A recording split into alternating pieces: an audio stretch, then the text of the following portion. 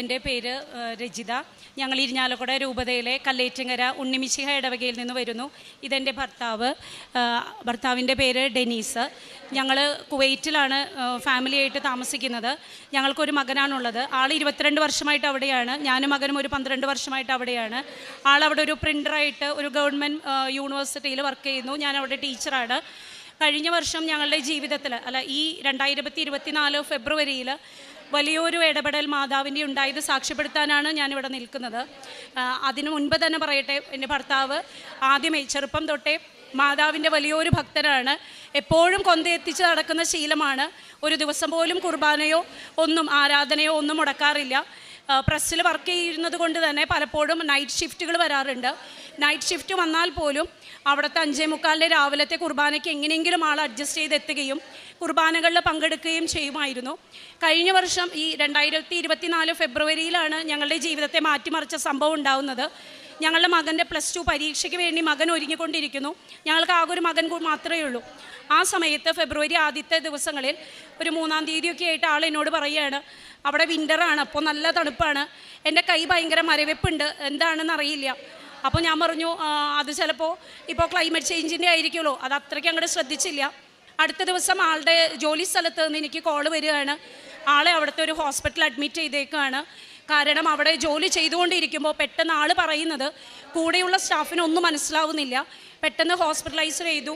അവിടെ ചെന്നപ്പോൾ പ്രഷർ 179/100 നിൽക്കുന്നത്. അവിടെ പക്ഷേ കുവൈറ്റ് ആയതുകൊണ്ടും അവിടുത്തെ ഒരു നിയമം അനുസരിച്ച് അങ്ങനെ പെട്ടെന്നൊന്നും അവർ നമ്മൾക്ക് ചികിത്സകൾ ചെയ്യില്ല. അവരുടേതായിട്ടുള്ള ഒരു പ്രൊസീജിയറുകളുണ്ട്. അവിടെ ഞാൻ പെട്ടെന്ന് തന്നെ ചെന്നു. അവിടെ ചെന്നപ്പോൾ ഡോക്ടർ എന്നോട് പറഞ്ഞു, സ്ട്രോക്കിൻ്റെ ചെറിയ സിംറ്റംസ് ആണ്, പക്ഷേ by the grace of God നിങ്ങൾ സേവ് ചെയ്യപ്പെട്ടിരിക്കുകയാണ്, നിങ്ങൾക്കൊരു പ്രശ്നവുമില്ല. പ്രഷറിനുള്ള മരുന്നും സ്ട്രോക്കിൻ്റെ മെഡിസിനും എടുക്കുക. ഒരാഴ്ച കഴിയുമ്പോൾ നിങ്ങൾ ഇവിടെ വന്ന് OPDയിൽ കാണാൻ പറഞ്ഞു. അങ്ങനെ ഇരിക്കുമ്പോൾ ഒരു ബുധനാഴ്ച, 1 വീക്ക് ആയിട്ടില്ല, ഒരു ബുധനാഴ്ച തൊട്ട് ആളുടെ സ്പീച്ച് മുഴുവൻ ആൾ വിചാരിക്കുന്നത് ആൾക്ക് പറയാൻ പറ്റുന്നില്ല. അങ്ങനെ നാട്ടിലേക്ക് വിളിച്ച് നമ്മൾ സംസാരിച്ചപ്പോൾ എല്ലാവരും പെട്ടെന്ന് തന്നെ ടിക്കറ്റ് എടുത്ത് ഇങ്ങോട്ട് വരാൻ പറഞ്ഞ് നമ്മളിവിടെ മെഡിക്കൽ ട്രസ്റ്റ് ഹോസ്പിറ്റലിൽ ന്യൂറോയിൽ അന്വേഷിച്ച് അവിടെ ബുക്ക് ചെയ്ത് നമ്മൾ ഇങ്ങോട്ട് കയറി പോരുകയാണ്. ഞായറാഴ്ച വൈകുന്നേരം നമ്മൾ അവിടെ നിന്ന് കയറി തിങ്കളാഴ്ച രാവിലെയാണ് ഇവിടെ എത്തേണ്ടത്. വരുന്നതിന് മുൻപ് ഡോക്ടേഴ്സിനോട് 2-3 പേരോട് യാത്ര ചെയ്യുന്നത് കൊണ്ട് കുഴപ്പമുണ്ടോ എന്ന് ചോദിച്ചു. ഡോക്ടേഴ്സ് പറഞ്ഞു കുഴപ്പമൊന്നും ഉണ്ടാവില്ല, കാരണം മരുന്ന് ഓൾറെഡി എടുക്കുന്നതാണല്ലോ. അങ്ങനെ കൊച്ചിയിൽ ഫ്ലൈറ്റ് ലാൻഡ് ചെയ്യാൻ പോകുന്നു എന്ന് പൈലറ്റ് അനൗൺസ് ചെയ്ത ഒരു 5 മിനിറ്റ് കഴിഞ്ഞപ്പോഴേക്കും കാല് ഭയങ്കര വേദന, റൈറ്റ് ലെഗ് ഭയങ്കര വേദനിക്കുന്നു എന്ന് പറയല്ല, ഈ ഫിക്സ് വരുന്ന പോലെയുള്ള ഫിക്സിൻ്റേതായിട്ടുള്ള കുറേ സിംറ്റംസ് കാണിച്ചു. അപ്പോഴേക്കും ഒരു മെഡിക്കൽ സ്റ്റാഫ് ഫ്ലൈറ്റിലുണ്ടായിരുന്നു. അവർ പറഞ്ഞു സ്ട്രോക്കിൻ്റെ സിംറ്റംസ് ആണ് എന്ന് പറയുമ്പോഴേക്കും ദൈവാനുഗ്രഹം കൊണ്ട് ഫ്ലൈറ്റ് ലാൻഡ് ചെയ്തു. അവിടെ നിന്ന് അവർ വേഗം തന്നെ നമ്മൾക്ക് മെഡിക്കൽ സർവീസ് അവൈലബിൾ ആക്കി. അങ്കമാലി ലിറ്റിൽ ഫ്ലവർ ഹോസ്പിറ്റലിലേക്ക് ചെന്നു. അവിടെ നിന്നും അവർ ആംബുലൻസ് റെഡിയാക്കി മെഡിക്കൽ ട്രസ്റ്റിലേക്ക് നമ്മളെ വിട്ടു. മെഡിക്കൽ ട്രസ്റ്റിൽ ചെന്ന് അരമണിക്കൂർ കൊണ്ട് അവർ ഡയഗ്നോസ് ചെയ്തു. ആളുടെ ബ്രെയിനിൽ മെയിൻ ആർട്ടറിയിൽ, അതായത് ബ്രെയിനിലേക്ക് രക്തം കൊണ്ടുപോകുന്ന പ്രധാന ഞരമ്പുകളിൽ ഒന്ന് മുഴുവൻ ഏകദേശം ഭൂരിഭാഗവും ബ്ലോക്കാണ്. അപ്പോൾ അതിനുള്ള ഏക സൊല്യൂഷൻ എന്ന് പറയുന്നത് ബ്രെയിൻ സ്റ്റെൻഡിങ് മാത്രമാണ്. ഞാൻ ഒരു ടീച്ചറായിട്ടാണ് വർക്ക് ചെയ്യുന്നത്. എനിക്ക് ഈ സയൻസിനെ കുറിച്ചൊന്നും അത്രയ്ക്ക് ധാരണയില്ല. സ്റ്റെൻഡിങ് ഹാർട്ടിൻ്റെ മാത്രമേ ഞാൻ കേട്ടിട്ടുള്ളൂ. ഞങ്ങളുടെ പാരൻസൊക്കെ ഏജിലാണ്, അപ്പോൾ ഞങ്ങളുടെ സഹോദരങ്ങളാണ് കൂടെ വന്നിരുന്നത്. അവിടെ ചെന്ന് ഈ സ്റ്റെൻഡിങ്, അപ്പോൾ ഡോക്ടർ പറഞ്ഞു 5 വർഷമേ ആയിട്ടുള്ളൂ നമ്മുടെ കേരളത്തിൽ ബ്രെയിൻ സ്റ്റെൻഡിങ് വന്നിട്ട്, അതല്ലാതൊരു സൊല്യൂഷൻ ആൾക്കില്ല, അത് ചെയ്തില്ലെങ്കിൽ ആൾ കംപ്ലീറ്റ് പാരലൈസ് ആയി പോകും. അപ്പോൾ നമ്മൾ പിന്നെ അത് ഒരുപാട് കോസ്റ്റ്ലി ആയിട്ടുള്ളതുമാണെന്ന് ഡോക്ടർ പറഞ്ഞു. ആലോചിക്കുക, നമ്മൾക്ക് ജീവനാണ് വലുത്, അതുകൊണ്ട് തന്നെ ബ്രെയിൻ സ്റ്റെൻഡിങ് ചെയ്യാൻ പറഞ്ഞു. അങ്ങനെ ഡോക്ടർ ഫെബ്രുവരി 21 ഉച്ചയ്ക്ക് 2:30 നമ്മൾക്ക് അപ്പോയിൻമെൻറ്റ് തന്നു ബ്രെയിൻ സ്റ്റെൻഡിങ്ങിന്. അതുവരെ ഒരാഴ്ച അവിടെ അവരുടെ ഒബ്സർവേഷനിൽ അഡ്മിറ്റ് ആവണമെന്ന് പറഞ്ഞു. അങ്ങനെ അവിടെ അഡ്മിറ്റായി. ആ ഒബ്സർവേഷൻ ഡേയ്സിലൊന്നും ആൾക്കൊരു പ്രശ്നവുമില്ല. ആളുടെ ആ ഒരു കുർബാന കാണുന്ന ശീലം അവിടെയും മുടക്കാൻ ദൈവം അനുവദിച്ചില്ല. മെഡിക്കൽ ട്രസ്റ്റിൽ എല്ലാ ദിവസവും 6 മണിക്ക് കുർബാന ഉണ്ടാവും. രോഗികൾക്ക് അവരവിടെ കൊണ്ടുവന്ന് കുർബാനയ്ക്ക് കൊടുക്കും. അപ്പോൾ നമ്മളോട് ഒരു നേഴ്സിനോട് സംസാരിച്ചുകൊണ്ടിരിക്കുമ്പോൾ നമ്മൾ ക്രിസ്ത്യൻസ് ആണെന്ന് പറഞ്ഞു. അവർ പറഞ്ഞതിനെ തുടർന്ന് അച്ഛൻ വന്ന് 5 ദിവസവും ആൾക്ക് കുർബാനയ്ക്ക് കൊടുത്തു. കൊന്ത നന്നായി എത്തിക്കും മോനെ എന്ന് അച്ഛൻ എന്നും പറയും. അങ്ങനെ ഫെബ്രുവരി 21 ഒരു വ്യാഴാഴ്ച, അന്ന് തന്നെയാണ് എൻ്റെ മകന് +2 പരീക്ഷ CBSEയുടെ സ്റ്റാർട്ട് ചെയ്യുന്നത്. അപ്പോൾ മകനോടൊന്നും ഇത് പറഞ്ഞിട്ടില്ല. അവൻ തനിച്ചാണ് കുവൈറ്റിൽ. അവനെ ഒറ്റൊരു മകനാവുമ്പോൾ എല്ലാവർക്കും അറിയാം, നമ്മൾ ഒരുപാട് ലാളിച്ചാണ് വളർത്തുന്നത്. കുക്കിങ്ങോ അങ്ങനത്തെ ഒന്നും സെൽഫായിട്ട് ചെയ്യാൻ നമ്മളൊന്നും പ്രാക്ടീസ് കൊടുത്തിട്ടില്ല. ഞങ്ങളുടെ ഒരു കസിൻ ബ്രദറാണ് ആളുടെ കൂടെ അവിടെ താമസിക്കാൻ ചെന്നത്. അപ്പോൾ അവൻ്റെ വിചാരം ഇവിടെ അപ്പന് എന്തൊക്കെയോ ടെസ്റ്റുകൾ നടക്കുന്നു. അപ്പോൾ എന്നെ വിളിച്ചപ്പോഴും ഞാൻ പറഞ്ഞു ടെസ്റ്റുകളാണ് നടക്കുന്നത്, പക്ഷേ മെയിൻ സർജറിയാണ് നടക്കുന്നത് എന്നുള്ളത് ആൾക്കറിയില്ല. അങ്ങനെ ഫെബ്രുവരി 21 ഉച്ചയ്ക്ക് 2:30 ആൾ സർജറി ചെയ്തു. 2 മണിക്കൂർ കഴിഞ്ഞു. ഡോക്ടർ വിളിച്ച് നമ്മളോട് പറഞ്ഞു സക്സസ് ആയിരുന്നു, പേഷ്യൻ്റ് സുഖമായിട്ടിരിക്കുന്നു. ഒരു ദിവസം ക്ലോസ് ഒബ്സർവേഷന് വേണ്ടി ICUവിൽ കിടത്തും. അടുത്ത ദിവസം, അതായത് ഒരു വ്യാഴാഴ്ചയാണ് ചെയ്തത്, വെള്ളിയാഴ്ച ഉച്ച കഴിഞ്ഞ് 4 മണിയോടുകൂടി റൂം ഷിഫ്റ്റിംഗ് ചെയ്യും. നെക്സ്റ്റ് മൺഡേയോടുകൂടി നിങ്ങൾക്ക് വേണമെങ്കിൽ കുവൈറ്റിലേക്ക് തിരിച്ചു പോവാം, പിന്നെ കുഴപ്പമൊന്നുമില്ല, ഇടയ്ക്ക് ചെക്കപ്പ് ചെയ്താൽ മതി എന്ന് പറഞ്ഞു. അപ്പോൾ എല്ലാവരും വളരെ കൂളായി. ആളെങ്ങനെയാണെന്ന് വെച്ചാൽ ഭയങ്കര ഹോംലി ആയിട്ടുള്ളൊരു സ്വഭാവമാണ് ഹസ്ബൻഡിൻ്റെ. എല്ലാവരുമായിട്ടും റിലേഷന് നല്ല രീതിയിൽ മെയിൻറ്റെയിൻ ചെയ്യാൻ മാക്സിമം ശ്രമിക്കും, ഒരുപാട് പ്രാർത്ഥിക്കും. അപ്പോൾ ആ ശീലങ്ങളൊക്കെ എല്ലാവർക്കും ഇഷ്ടമാണ്. അപ്പോൾ ആൾ ഹോസ്പിറ്റലൈസ്ഡ് ആയി എന്ന് കേട്ടപ്പോൾ എല്ലാവർക്കും ഭയങ്കര സങ്കടമായിരുന്നു. അങ്ങനെ ഓപ്പറേഷൻ സക്സസ് ആയിരുന്നു എന്ന് പറഞ്ഞപ്പോൾ ഇത് ഈ കാലിൽ കൂടെ സ്റ്റെൻറ്റ് കയറ്റിയിട്ട് ബ്രെയിനിലേക്ക് ചെല്ലുന്ന ഒരു ഇതാണ്, അല്ലാതെ സ്കള് റിമൂവ് ചെയ്തിട്ടുള്ളതൊന്നുമല്ല. അപ്പോൾ പിന്നെ എല്ലാവരും ഹാപ്പിയായി. ഒത്തിരി പേര് കസിൻസൊക്കെ ഓപ്പറേഷൻ്റെ അന്ന് വന്നിരുന്നു. എല്ലാവരും തിരിച്ചു പോയി. രാത്രി 8:30 ആയപ്പോൾ ഒരു അങ്കിളും ഞാനും മാത്രമേ ഉള്ളൂ റൂമിൽ. ICUവിൽ നിന്നും പെട്ടെന്ന് വിളിക്കുക മെഡിക്കൽ ട്രസ്റ്റിൽ, പെട്ടെന്ന് തന്നെ ICUവിലേക്ക് വരണം. ചെന്നപ്പോൾ അവിടെ ബ്രെയിൻ സ്റ്റെൻറ്റിങ് ചെയ്ത ഡോക്ടർ നിൽക്കുകയാണ്. ഡോക്ടർ എൻ്റെ കൈ പിടിച്ചിട്ട് പറഞ്ഞു നമ്മുടെ കയ്യിൽ നിന്ന് പോയി കാര്യങ്ങൾ, കാരണം എന്താണെന്നറിയില്ല, ഡെനീസിൻ്റെ തലയിൽ ബ്രെയിനിൽ ബ്ലീഡിങ് സ്റ്റാർട്ട് ചെയ്തു. നമ്മൾ എമർജൻസി ആയിട്ടൊരു CTക്ക് പോവുകയാണ്. 2 കോംപ്ലിക്കേഷനാണ് നമ്മുടെ മുൻപിലുള്ളത്. സ്റ്റെൻറ്റിങ് ചെയ്ത ഭാഗത്ത്, സ്റ്റെൻറ്റ് ഇട്ട ഭാഗത്താണ് ബ്ലീഡിങ് എങ്കിൽ കയറ്റിയ സ്റ്റെൻറ്റ് അതേപോലെ നമ്മൾക്ക് പുറത്തേക്ക് എടുക്കണം. അതുമാത്രമല്ല, ബ്ലീഡിങ് കണ്ടിന്യൂ ചെയ്ത് പോവുകയാണ് എങ്കിൽ സ്കള് റിമൂവ് ചെയ്ത് ഓപ്പറേഷൻ നടത്താതെ പറ്റില്ല. നമ്മുടെ ന്യൂറോ സർജൻ ടീം ഫുൾ ഇവിടെ റെഡിയാണ് എന്ന് പറഞ്ഞ് അവരെയും എനിക്ക് കാണിച്ചു തന്നു. എൻ്റെ ഒരു സ്വഭാവം ഇമോഷണലി ഞാൻ ഭയങ്കര വീക്കാണ്, പെട്ടെന്ന് കരയുന്ന ഒരു ക്യാരക്ടറൊക്കെയാണ് ഞാൻ. പക്ഷേ എനിക്കെന്തോ ആ നേരത്ത് കരച്ചിലൊന്നും വന്നില്ല. ഡോക്ടർ എൻ്റെ കൈ പിടിച്ചോടി CT റൂമിലേക്ക്. തിരിച്ചു വന്നിട്ട് എന്നോട് പറഞ്ഞു താങ്ക് ഗോഡ് എന്ന് പറഞ്ഞിട്ട് പറഞ്ഞു സ്റ്റെൻറ്റിങ് ചെയ്ത ഭാഗത്തല്ല ബ്ലീഡിങ് വന്നിരിക്കുന്നത്, അത് തന്നെ വലിയ അനുഗ്രഹം. 2 മണിക്കൂർ ഇടവിട്ട് ഇന്ന് മുഴുവൻ നമുക്ക് CT എടുക്കണം. ബ്ലീഡിങ് കണ്ടിന്യൂ ചെയ്യാൻ ഒരു കാരണവശാലും അനുവദിക്കരുത്, കാരണം ബ്രെയിനിന് സഹിക്കാവുന്നതിലൊരു പരിധിയുണ്ട്. മിക്കവാറും സ്കള് റിമൂവ് ചെയ്തിട്ടുള്ള ഓപ്പറേഷൻ തന്നെയായിരിക്കും ഇതിന് സൊല്യൂഷൻ വരിക. അറിയുന്നവർക്കൊക്കെ ഞാൻ വേഗം ഒരു മെസ്സേജുകൾ ഇട്ടു. എൻ്റെയും ആളുടെയും റിലേറ്റീവ്സിൽ ഓരോ ആൻറ്റിമാരെ വിളിച്ച് ഞാൻ പറഞ്ഞു സംഭവം ക്രിട്ടിക്കലാണ് ആൻറ്റി, പ്രാർത്ഥിക്കണം. ആളുടെ കുവൈറ്റിലും ഈ ഡെയിലി പള്ളിയിലൊക്കെ പോകുന്നത് കൊണ്ട് ഒത്തിരി പ്രയർ ഗ്രൂപ്പുകളിലൊക്കെ ആളെ അറിയാം. പിന്നെ അവിടെ ഈ കൃപാസന മാതാവിൻ്റെ അഖണ്ഡ ജപമാല ഗ്രൂപ്പൊക്കെ ഉണ്ട്. അതിലൊക്കെയുള്ള ചേച്ചിമാർക്ക് ഞാൻ മെസ്സേജ് ചെയ്തു. അവരെന്നോട് പറഞ്ഞു ഒന്നും പേടിക്കണ്ട, ഞങ്ങൾ ലൈറ്റ് ക്യാൻഡിൽ പ്രയർ ചെയ്യുന്നുണ്ട്, അഖണ്ഡ ജപമാല ഗ്രൂപ്പിൽ നമ്മൾ പ്രയർ റിക്വസ്റ്റ് ഇടുന്നുണ്ട്, ഒന്നും സംഭവിക്കില്ല. പക്ഷേ എനിക്ക് ആ സമയത്ത് ലൈറ്റ് ക്യാൻഡിൽ പ്രയർ എന്താണെന്നൊന്നും എനിക്കറിയില്ല. ഞാൻ ഒട്ടും ഫെമിലിയർ ആയിരുന്നില്ല കൃപാസനത്തിൻ്റെ രീതികളുമായിട്ട്. ഞാനപ്പോൾ നമ്മുടെ സാധാരണ ഏതൊരു മനുഷ്യനും ചെയ്യുന്ന പോലെ കൊന്ത കയ്യിലുണ്ട്. കൊന്ത മുഴുവൻ എത്തിക്കുന്നുണ്ടോ എന്ന് ചോദിച്ചാൽ ഇല്ല. പക്ഷേ മാതാവേ കാക്കണേ എന്നൊരു പ്രാർത്ഥനയുണ്ട്. വീട്ടിൽ നിന്ന് പാരൻസ് വിളിക്കും, കുവൈറ്റിൽ നിന്ന് മോൻ വിളിക്കും, ഇവരൊക്കെ വീഡിയോ കോളിലാണ് വിളിക്കുന്നത്. ഇവർക്കൊന്നും ഈ ക്രിട്ടിക്കൽ സ്റ്റേജ് നമ്മൾ പറഞ്ഞിട്ടില്ല. അപ്പോൾ ഇവരുടെ അടുത്തൊക്കെ ഞാൻ ചിരിച്ചിട്ട് പറയുമേ ഒരു കുഴപ്പമില്ല, ICUവിൽ ഹാപ്പി ആയിട്ട് ഇരിക്കുന്നു, അത് 2 ദിവസം കഴിയുമ്പോൾ മാറ്റും. പിന്നെ ഓരോ ദിവസവും മെഡിക്കൽ, എനിക്ക് അറിഞ്ഞുകൂടെ എല്ലാ ഹോസ്പിറ്റലുകളിലും അങ്ങനെയാണോ എന്ന്, മെഡിക്കൽ ട്രസ്റ്റിൽ വൈഫിനെ അല്ലെങ്കിൽ ഏറ്റവും ഇൻറ്റിമേറ്റ് ആയിട്ടുള്ള ഏതെങ്കിലും ഒരാളെ മാത്രം വിളിച്ച് പേഷ്യൻറ്റിനെ കാണിച്ച് നമുക്ക് അപ്ഡേഷൻസ് തരും. അപ്പോൾ വ്യാഴാഴ്ച 10 മണിക്ക് ആദ്യത്തെ CT രാത്രി എടുത്തു, ബ്ലീഡിങ് കണ്ടു, പ്രാർത്ഥിച്ചോളാൻ പറഞ്ഞു. നമ്മളെല്ലാവരെയും പ്രയർ റിക്വസ്റ്റിന് വിളിച്ചു, നമ്മളും പ്രാർത്ഥിച്ചുകൊണ്ടിരിക്കുന്നു. 12 മണിക്ക് പോകുമ്പോൾ ഡോക്ടർ എന്നോട് പറഞ്ഞു, ഡോക്ടറുടെ ഭാഷയിൽ ഡോക്ടർ പ്രാർത്ഥിച്ചോ എന്നല്ല എന്നോട് പറഞ്ഞത്, നമ്മുടെ കയ്യിൽ നിൽക്കാത്ത കുറച്ച് കാര്യങ്ങളുണ്ട്, അപ്പോൾ എന്താണെന്ന് വെച്ചാൽ ചെയ്തോ, അതായത് പ്രാർത്ഥിച്ചോ എന്ന് തന്നെയാണ് എനിക്ക് ആ ഡോക്ടറെ മനസ്സിലായത്. പിന്നെ ആ ഡോക്ടറെ കുറിച്ച് പറയുകയാണെങ്കിൽ കേരളത്തിലെ നമ്പർ 1 ഡോക്ടർമാരിൽ ഒരാളാണ്. ആ ഡോക്ടർ ഒരു സാധാരണക്കാരൻ അല്ലെങ്കിൽ എൻ്റെ ഒരു അനിയനെ പോലെ എൻ്റെ കൂടെ നിന്നിട്ട് എന്നെ CT റൂമിൽ കയറ്റി എന്നെ കാണിച്ച് 2ാമത്തെ CT കാണിച്ചിട്ട് എന്നോട് പറഞ്ഞു ദൈവത്തിന് ഒരുപാട് നന്ദി പറയണം, ബ്ലീഡിങ് തുടങ്ങിയ പോലെ നിൽക്കുകയാണ്, അത് സ്പ്രെഡ് ആയിട്ടില്ല, അപ്പോൾ നന്നായി പ്രാർത്ഥിച്ചോ എന്ന് പറഞ്ഞു. അപ്പോൾ 12 മണിയുടെ CT കഴിഞ്ഞു. അതിലപ്പോൾ ചെറിയൊരു ആശ്വാസം വന്നു. പിന്നെ അതിൻ്റെ ഇടയ്ക്ക് വീണ്ടും 2 മണിക്ക് വിട്ടു, അപ്പോഴും ബ്ലീഡിങ് അതുപോലെ തന്നെ. പിന്നെ 6 മണിക്ക് അവരെടുത്തുള്ളൂ CT. 6 മണിക്ക് എടുത്തപ്പോഴും ബ്ലീഡിങ് രാത്രി 8:30 ഉണ്ടായിരുന്ന അതേ ലെവലിൽ തന്നെയാണ് നിൽക്കുന്നത് എന്ന് പറഞ്ഞു. അതിനുശേഷം വെള്ളിയാഴ്ച ഒരു ഗ്രൂപ്പ് ഓഫ് ഡോക്ടേഴ്സാണ് പിന്നെ ആളെ നോക്കിക്കൊണ്ടിരിക്കുന്നത്. ആ ഡോക്ടേഴ്സ് വിളിച്ചിട്ട് എന്നോട് പറയുകയാണ്, ഡെനീസിൻ്റെ റൈറ്റ് സൈഡ് കംപ്ലീറ്റ് തളർന്നു, സംസാരിക്കാനുള്ള കഴിവും പൂർണ്ണമായിട്ടും നഷ്ടപ്പെട്ടു. എനിക്കത് ഇനി നമ്മൾക്ക് ഒന്നും പ്രത്യേകിച്ച് ചെയ്യാനില്ല. ഇത് എപ്പോഴും ബ്രെയിനിൽ ബ്ലീഡിങ് വന്നു കഴിഞ്ഞാൽ അതിൻ്റെ ഒരു ആഫ്റ്റർ ഇഫക്റ്റ് ഇങ്ങനെയൊക്കെ തന്നെയാണ് ഉണ്ടാവുക. മാക്സിമം ഇനി ഡോക്ടേഴ്സ് നോക്കുന്നത് ഡെനീസിൻ്റെ ജീവൻ നിലനിർത്തുക എന്ന് പറയുന്നതാണ് അവരുടെ മുന്നിലുള്ള ഒരു വെല്ലുവിളി എന്ന് എന്നോട് പറഞ്ഞു. പിന്നെ എന്നോട് പറഞ്ഞു, ഈ ബ്ലീഡിങ്ങിന് ചുറ്റും നീര് വെക്കുന്നത് കൂടിയാലും പ്രശ്നമാണ്, അതും ഇല്ലാതെ ഇരിക്കാനുള്ള മരുന്നുകളാണ് ഇപ്പോൾ നമ്മൾ കൊടുക്കുന്നത്. സ്പീച്ചോ റൈറ്റ് സൈഡ് പാരലൈസ് ആയതോ ഒന്നും നമ്മളിപ്പോൾ കൺസിഡർ ചെയ്യുന്നില്ല. അങ്ങനെ കുറച്ച് ദിവസങ്ങൾ പോയി. അപ്പോഴും ഡെനീസിന് എല്ലാ ദിവസവും അച്ഛന്മാർ ഈ കുർബാന കഴിയുമ്പോൾ ICUവിലുള്ള പേഷ്യൻസിനെയും നമ്മൾ റിക്വസ്റ്റ് ചെയ്താൽ അവർ പോയി ബ്ലെസ് ചെയ്ത് പ്രാർത്ഥിക്കും. അങ്ങനെ എല്ലാ ദിവസങ്ങളിലും അവിടുത്തെ അച്ഛൻ പോയി ബ്ലെസ് ചെയ്ത് പ്രാർത്ഥിക്കാറുണ്ട്. അങ്ങനെ വ്യാഴാഴ്ച ഈ സർജറി കഴിഞ്ഞു, വെള്ളി കഴിഞ്ഞു, ശനിയാഴ്ച രാവിലെ ഞാൻ മെയിൻ ഡോക്ടർമാർ എല്ലാ ഡോക്ടേഴ്സും അവിടെ വിസിറ്റ് ചെയ്തതിന് ശേഷം പേഷ്യൻറ്റിനെ ബൈസ്റ്റാൻഡറെ ഉള്ളിൽ വിളിച്ച് കാണിക്കും. അപ്പോൾ അതൊരു 11 മണിയൊക്കെ ആകുമ്പോഴാണ് നമ്മൾ സാധാരണ വിളിക്കുന്നത്. ഞാൻ വേറൊന്നും ചെയ്യാനില്ലാത്തതുകൊണ്ട് കൊന്തയും ചൊല്ലി അതിൻ്റെ മുൻപിൽ ഒരു 9 മണി തൊട്ട് തന്നെ അവിടെ നിൽക്കും. അങ്ങനെ അവിടെ നിൽക്കുന്ന സമയത്താണ് ഒരു ചേച്ചി വന്ന്, അല്ലെങ്കിൽ എൻ്റെ പ്രായമുള്ളൊരു ലേഡി വന്ന് എന്നോട് ചോദിച്ചു, കൃപാസനം തൈലം ഉണ്ടോ കയ്യിലെന്ന്. അപ്പോൾ ഞാൻ, ഇല്ല എൻ്റെ കയ്യിലൊന്നുമില്ല. അപ്പോൾ തലേ ദിവസം കൃപാസനത്തിൽ ഒരു കൊന്ത, ഗ്രേ കളർ കൊന്ത ഒരു കസിൻ ഫ്രണ്ട് കൊണ്ടുവന്ന് തന്നിരുന്നു.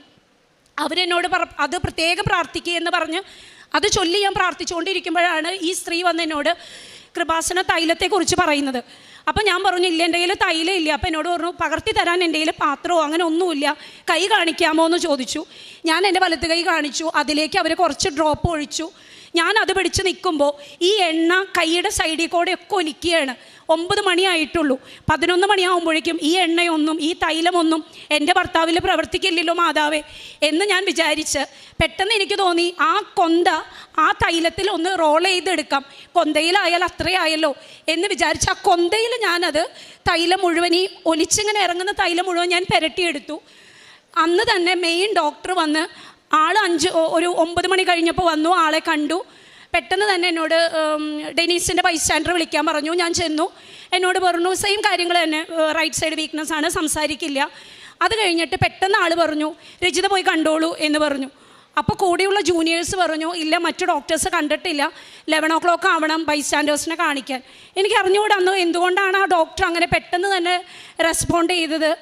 ആളിങ്ങനെയാണ് പറഞ്ഞത്, അതിനെന്താ, രജിത കണ്ടതുകൊണ്ട് മറ്റു ഡോക്ടേഴ്സ് കാണുന്നതിന് അതൊരു തടസ്സമല്ല, രജിത ഒരു 5 മിനിറ്റേ കാണുള്ളൂ, കണ്ടിറങ്ങിക്കോട്ടെ എന്ന് പറഞ്ഞു.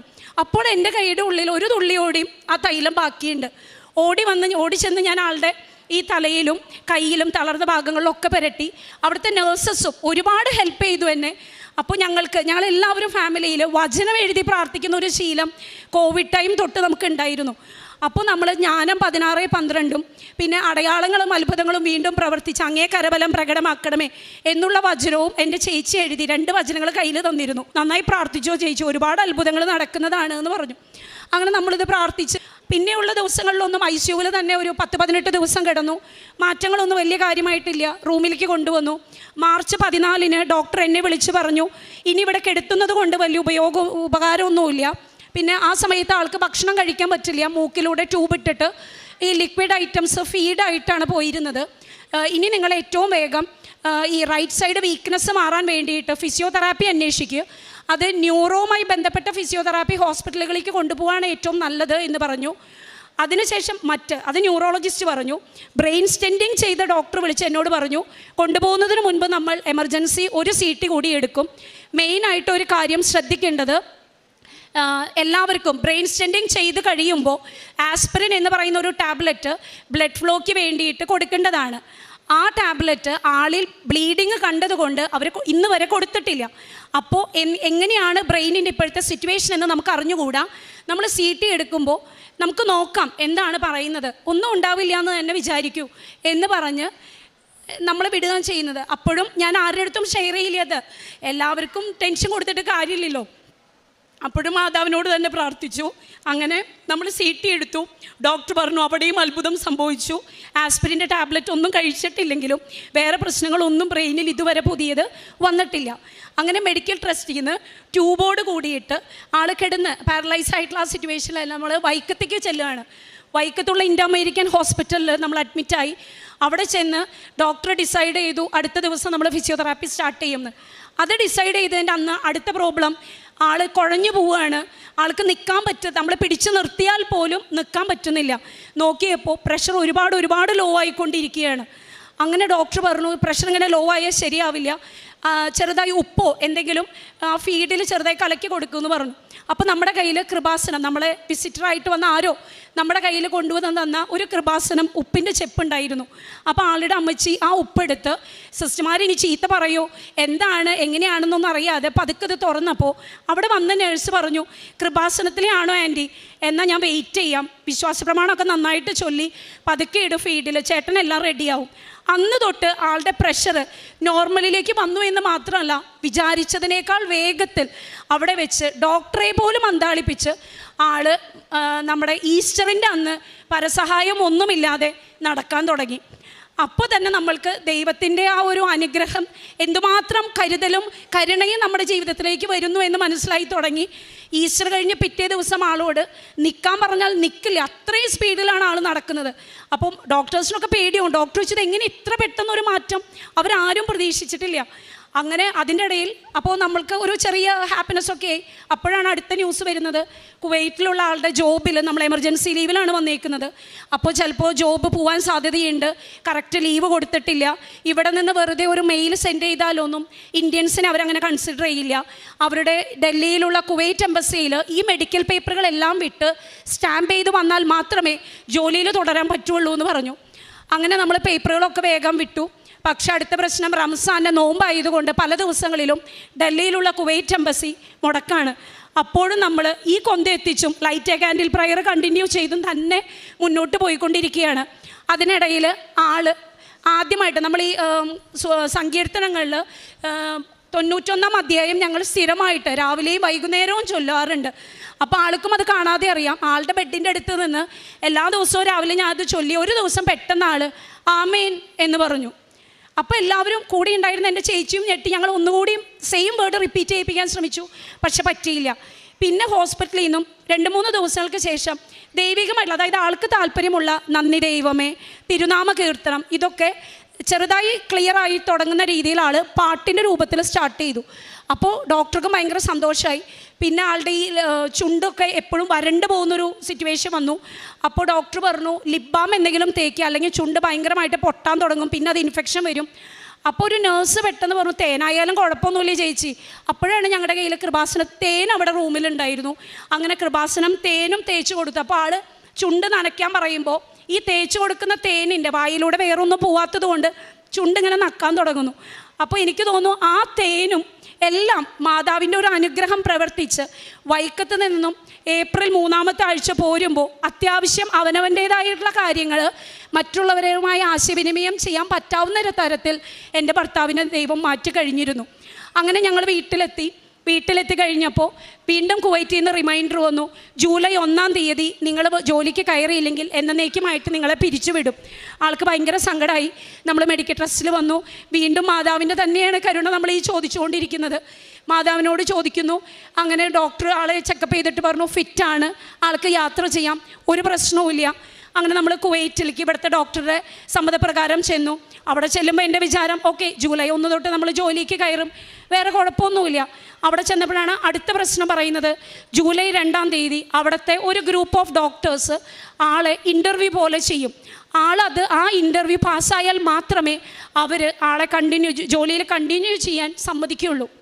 അന്ന് വൈകുന്നേരം. അപ്പം ഞാൻ ശരിക്കും, അതായത് ആരും നമ്മുടെ ചുറ്റുമില്ല, നമ്മളൊരു അന്യനാട്ടിൽ സഹായിക്കാൻ ആരുമില്ല, ആശ്രയിക്കാനൊന്നുമില്ല. ചില നേരത്തെ മനസ്സൊക്കെ മടുത്ത് ഇനിയിപ്പോൾ പ്രാർത്ഥിച്ചിട്ട് എന്നുള്ളൊരു നിലയിലേക്ക് വരെ ഞാൻ പോയി. അവസാനം അന്ന് രാത്രി ഞങ്ങളുടെ വീട്ടിലൊരു കസിൻ സിസ്റ്റർ വന്നു. ആളുടെ പേര് ജോബി എന്നാണ്.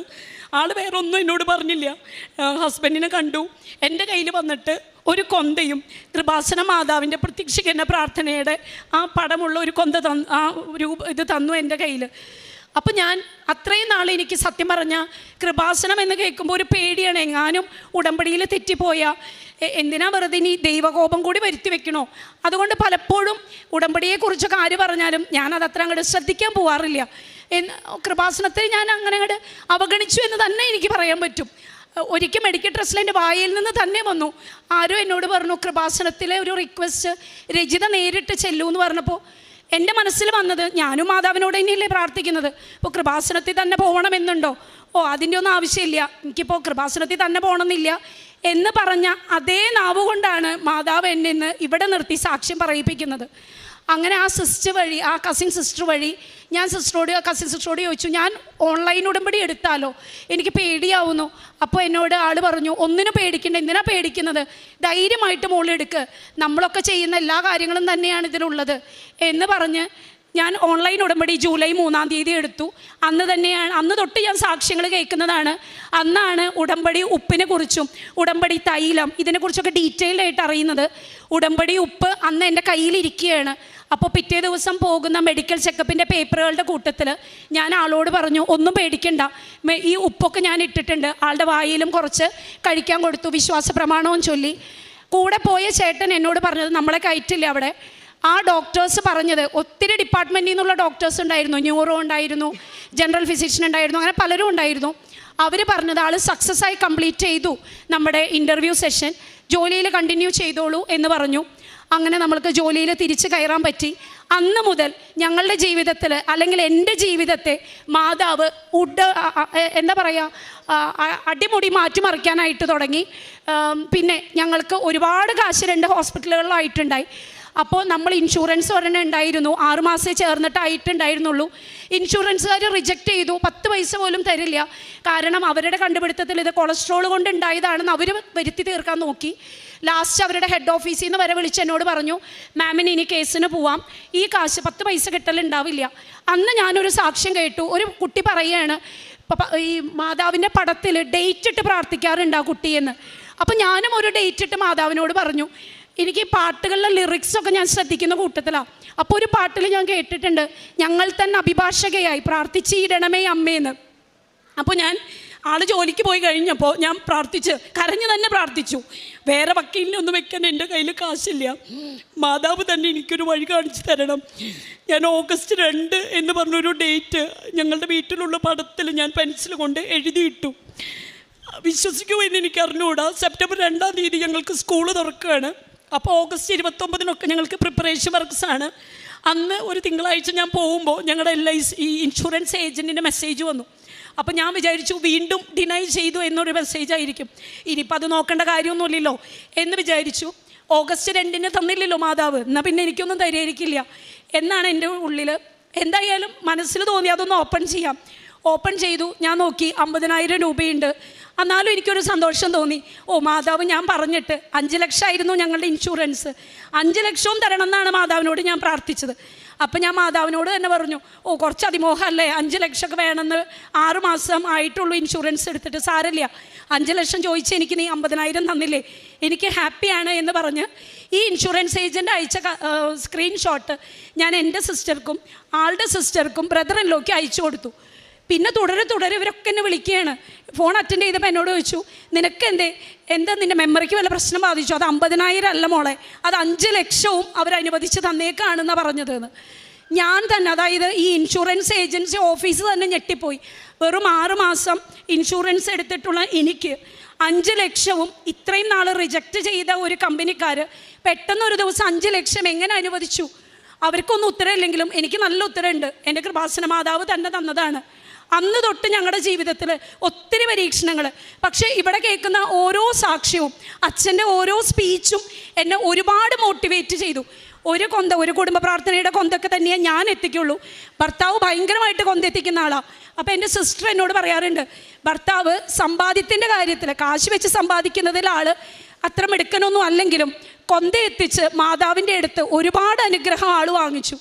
ആ അനുഗ്രഹമാണ് ഇപ്പോൾ ഇങ്ങനെ എഴുന്നേറ്റ് നിൽക്കുന്നത്.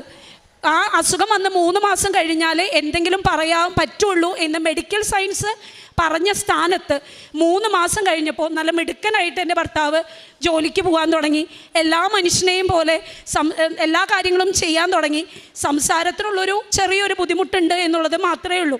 പിന്നെ ഞങ്ങളുടെ ലൈഫിൽ ഇങ്ങനെ പരീക്ഷണങ്ങൾ വരുമ്പോഴും ഇവിടുത്തെ സാക്ഷ്യങ്ങൾ, അച്ഛൻ്റെ പഴയ സ്പീച്ചിൽ, ഉടമ്പടിയിലിരിക്കുമ്പോൾ നിങ്ങൾക്ക് ഒരുപാട് പരീക്ഷണം വരും, പക്ഷെ നിങ്ങൾ വീണു പോവില്ല. അത് തന്നെയായിരുന്നു എനിക്കുണ്ടായത്. ഞങ്ങൾക്ക് സാമ്പത്തികമായി പെട്ടെന്ന് വന്ന ഈ ഒരു പ്രതിസന്ധിയിൽ കുവൈറ്റിൽ നിന്നും ഒരുപാട് പേര് നമ്മൾ വിചാരിക്കാത്ത, നമ്മളിനി എന്ത് ചെയ്യും കാശിനെന്ന് ആലോചിച്ച് നിൽക്കുമ്പോഴായിരിക്കും ഓരോരുത്തർ, ടീച്ചറെ ഇന്ന ഭാഗത്തുനിന്ന് പള്ളിയുടെ ഒരു സംഘടനയുണ്ട്, അപ്പോൾ നമ്മൾക്ക് ഇന്നത് വേണ്ട പോലെ ചെയ്യാം. അപ്പോൾ നമ്മളൊന്ന് സങ്കടപ്പെടുമ്പോഴേക്കും മാതാവ് മറ്റേ വശത്ത് ആശ്വാസവുമായിട്ട് എത്തിക്കഴിഞ്ഞു. അങ്ങനെ നമ്മൾ 9-ാം തീയതി ഇവിടെ റിവ്യൂവിന്, ഈ മാസം 6 മാസം കഴിയുമ്പോൾ റിവ്യൂ ചെയ്യാൻ പറഞ്ഞിരുന്നു. അങ്ങനെ മെഡിക്കൽ ട്രസ്റ്റിൽ വരാൻ ഒക്ടോബർ 9-ന് ടിക്കറ്റ് എടുത്തു. അപ്പോൾ ഞാനിങ്ങനെ പ്രാർത്ഥിക്കുന്നുണ്ട്. അപ്പോൾ അച്ഛൻ പറയാറുണ്ട്, കൃപാസനത്തിൽ കാല് കുത്തണമെങ്കിൽ വരെ അതിനൊരു അനുഗ്രഹം വേണമെന്ന്. അപ്പോൾ ഞാനത് മനസ്സിൽ വിചാരിച്ച് ഭയങ്കര പേടിയുണ്ടായിരുന്നു എനിക്ക്. മാതാവിൻ്റെ അടുത്ത് ഇത്രയും നാൾ കാണിക്കാത്ത ഭക്തി ഒരാവശ്യത്തിന് ഓടി വന്നു എന്ന് മാതാവിന് തോന്നല്ലേ, എനിക്ക് കൃപാസനത്തിൽ വരണമെന്ന് ഉള്ളൂരിക്ക് തന്നെ പ്രാർത്ഥിച്ചു. പക്ഷേ ഞങ്ങൾ എയർ ഇന്ത്യ എക്സ്പ്രസ് ആണ് ബുക്ക് ചെയ്തിരുന്നത്. 2 ദിവസം മുന്നേ 7-ാം തീയതി നമ്മൾ അറിയാണ് എയർ ഇന്ത്യ എക്സ്പ്രസിൻ്റെ ആ ഫ്ലൈറ്റ് അവർ ക്യാൻസൽ ചെയ്തു എന്ന്. നമ്മൾക്ക് ആകെ 10 ദിവസത്തെ ലീവാണ് നമ്മൾ അപ്ലൈ ചെയ്തിരുന്നത്. അത് സാങ്ഷൻ ആവുകയും ചെയ്തിരുന്നു. 2 ദിവസം വീണ്ടും കഴിഞ്ഞു, സെയിം റേറ്റിൽ. ഇനി ക്രിസ്മസ് ആയാൽ റേറ്റുകളൊന്നും നമ്മുടെ കയ്യിൽ നിൽക്കില്ല. മാതാവ് എന്ത് ചെയ്യും എന്ന് ആലോചിക്കുമ്പോഴേക്കും സെയിം ഫ്ലൈറ്റ് തന്നെ അവർ റീഷെഡ്യൂൾ ചെയ്തു ബുധനാഴ്ചയ്ക്ക്. അപ്പോൾ ഞാൻ മാതാവിനോട് പ്രാർത്ഥിച്ചു, മാതാവേ നീ കൂടെ വരുന്നില്ലെങ്കിൽ, ബൈബിളിൽ അങ്ങനെ ഒരു ഭാഗമുണ്ടെന്ന് ചേച്ചി എന്നോട് എപ്പോഴും പറയാറുണ്ട്, പുറപ്പാടിലോ മറ്റോ മോശ പ്രാർത്ഥിച്ചത്, കർത്താവേ നീ കൂടെ വരുന്നില്ലെങ്കിൽ എന്നെ വിടരുത് എന്ന് പറഞ്ഞത് ഞാനും റിപ്പീറ്റ് ചെയ്തു. ഞങ്ങളുടെ കൂടെ വരുന്നില്ല, ഞങ്ങളെ സഹായിക്കാൻ നീ ഇല്ല എങ്കിൽ ഞങ്ങളെ തനിച്ച് വിടരുത് എന്നുള്ളൂരിക്ക് പ്രാർത്ഥിച്ച് പ്രത്യക്ഷീകരണ പ്രാർത്ഥനയൊക്കെ ചൊല്ലി ഞങ്ങൾ കുവൈറ്റ് എയർപോർട്ടിൽ വന്നു.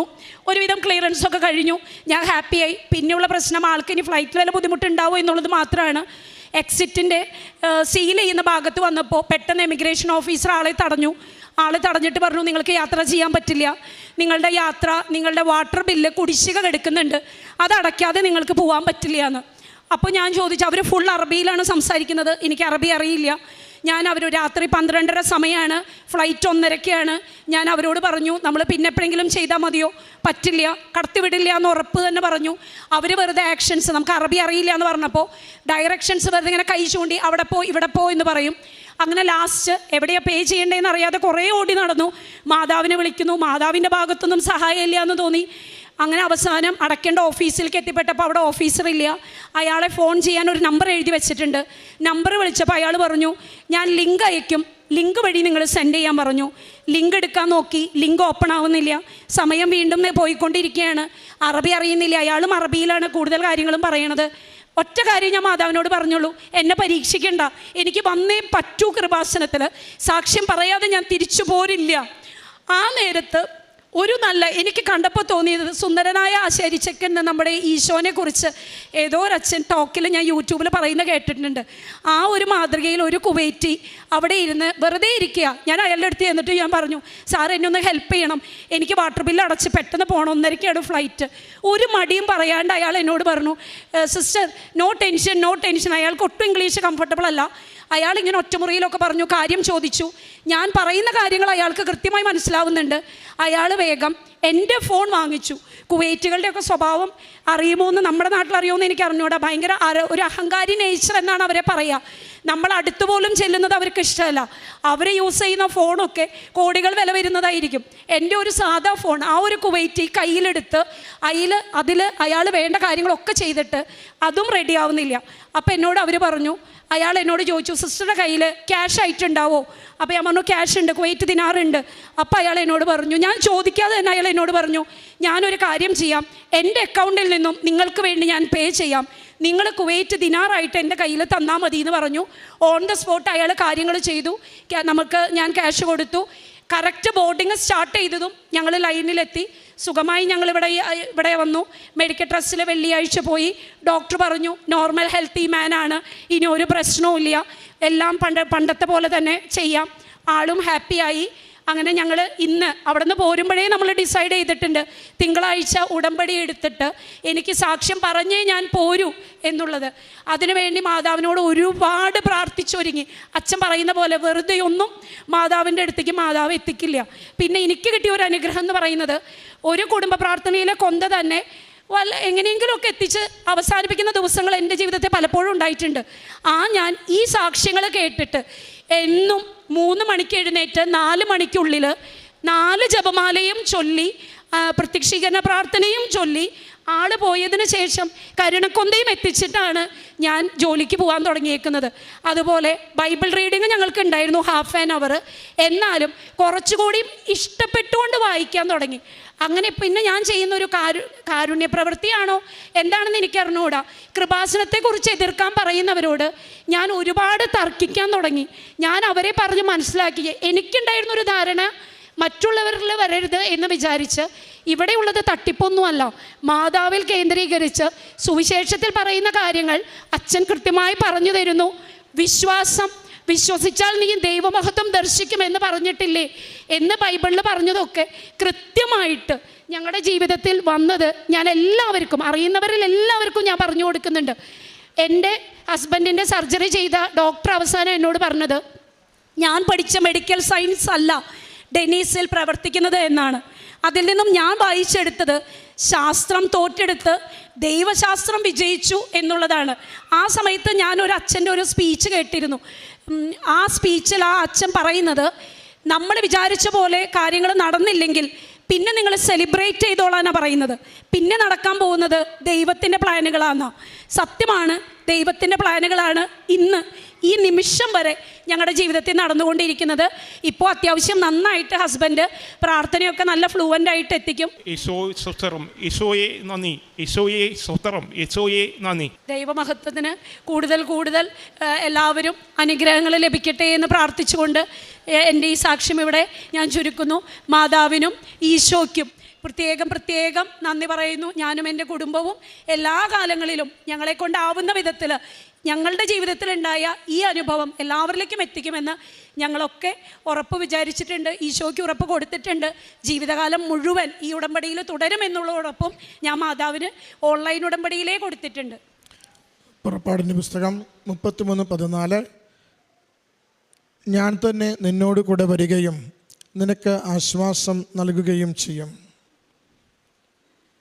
രജിത ഡെനീസ് എന്ന ഈ സഹോദരിയും ജീവിത പങ്കാളിയും കഴിഞ്ഞ കുറച്ച് നാളായി ഇവർ കടന്നുപോയ ജീവിതത്തിൻ്റെ വളരെ വലിയ ദുരന്തങ്ങളുടെയും അതിലും വലിയ ദൈവാനുഭവങ്ങളുടെയും സാക്ഷ്യമാണ് പരിശുദ്ധ കൃപാസന മാതാവിൻ്റെ തിരുനടയിൽ ഈ നിമിഷങ്ങളിൽ പങ്കുവച്ചത്. നമ്മളിങ്ങനെ ആദ്യം കേട്ടു തുടങ്ങുമ്പോൾ ഒരു രോഗാവസ്ഥ, അതിൻ്റെ ചികിത്സയുടെ പ്രശ്നങ്ങൾ, അത് മരണവക്ക് വരെ എത്തിയ ജീവിതം, അവിടുന്ന് അമ്മ മാതാവിൻ്റെ പ്രത്യേകമായ സംരക്ഷണയിലുള്ള തിരിച്ചുവരവ്, അതിൽ ആദ്യം ഉടമ്പടി പത്രം ആശുപത്രി കിടക്കയിൽ വയ്ക്കുന്നത്, ഉടമ്പടി തൈലം പുരട്ടി പ്രാർത്ഥിക്കുന്നത്, ഉടമ്പടി ഉപ്പ് കൊടുത്ത് ആരോഗ്യത്തിലേക്ക് കൊണ്ടുവരുന്നത്, ഉടമ്പടി തേൻ കൊടുത്തുകൊണ്ട് നാവിനെ ശക്തിപ്പെടുത്തി സംസാരശേഷിയിലേക്ക് കൊണ്ടുവരുന്നത്, അങ്ങനെ രോഗത്തിൻ്റെ സൗഖ്യത്തിലേക്ക് നയിച്ച ഓരോ കാര്യങ്ങളും 40 ദിവസങ്ങൾക്കുള്ളിൽ എഴുന്നേറ്റ് നടക്കുന്നതും, പിന്നീട് ഒരിക്കലും കിട്ടില്ലെന്ന് പറഞ്ഞ ഇൻഷുറൻസ് നിമിഷങ്ങൾക്കുള്ളിൽ ദിവസങ്ങൾക്കുള്ളിൽ അത് എത്രയായിരുന്നു ചേർന്നിരുന്നത് മുഴുവൻ തുകയും 5 ലക്ഷം രൂപയും ഇൻഷുറൻസ് ലഭിച്ചുകൊണ്ട് ആ ഒരു വലിയൊരു എപ്പിസോഡ്, ആ രോഗത്തിൻ്റെ ക്ലേശത്തിൻ്റെ മരണവക്കിൽ നിന്നും ജീവിതത്തിലേക്കുള്ള യാത്രയുടെ മുഴുവൻ എപ്പിസോഡുമാണ് ആദ്യം പങ്കുവെച്ചുകൊണ്ട് സഹോദരി സംസാരിച്ച് തുടങ്ങുന്നത്. പിന്നീട് മുന്നോട്ട് പോകുമ്പോൾ അവിടെ വിദേശത്തെത്തി അവിടെയുള്ള കാര്യങ്ങളും തിരികെ നാട്ടിലേക്ക് വരുവാൻ നേരമുണ്ടായ വലിയ പ്രതിസന്ധികളും അവിടെയും ശരിക്കും അത് സൂചിപ്പിക്കുന്നുണ്ട്.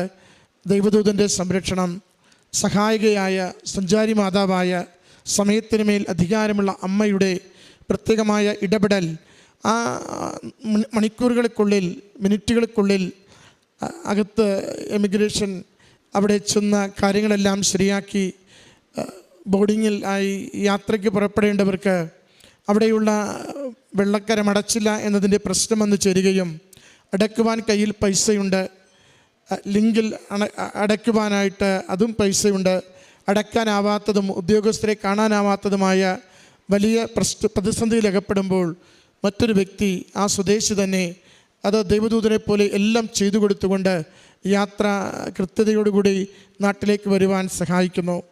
അവിടെ സമയം ചുരുക്കുന്ന അമ്മയുടെ സാന്നിധ്യമുണ്ട്, അവിടെ സഞ്ചാരി മാതാവിൻ്റെ സഹായമുണ്ട്, അവിടെ അസാധ്യമെന്ന് കരുതുന്ന ഒരു കാര്യം, യാത്ര മുടങ്ങുമെന്ന് കരുതുന്ന ഒരു കാര്യം അത് സുഗമമായി നിർവഹിച്ചു തരുന്ന അമ്മയുടെ സംരക്ഷണമുണ്ട്. ഒരു ദിനം മുടങ്ങിയ യാത്ര 2-3 ദിവസം കഴിയുമ്പോൾ യാതൊരു ക്ലേശവും തടസ്സവുമില്ലാതെ തുടരുവാൻ വേണ്ടി പ്രതിസന്ധികളെയും അവിചാരിതമായ അനിശ്ചിതത്വങ്ങളെയും മാറ്റിത്തരുന്ന പരിശുദ്ധമ്മയുടെ സംരക്ഷണമുണ്ട്. എത്രയോ ഉടമ്പടിയുടെ ഓരോരോ കാര്യങ്ങളെയും എത്ര സുന്ദരമായിട്ട് നമുക്ക് ഈ സാക്ഷ്യത്തിൽ നിന്നിങ്ങനെ വായിച്ചെടുക്കുവാൻ പറ്റും. വലിയ അനുഗ്രഹം ഈ കുടുംബത്തിന് അമ്മ മാതാവും തിരുക്കുമാരനും നൽകിയെന്ന് സാക്ഷ്യപ്പെടുത്തുകയാണ്.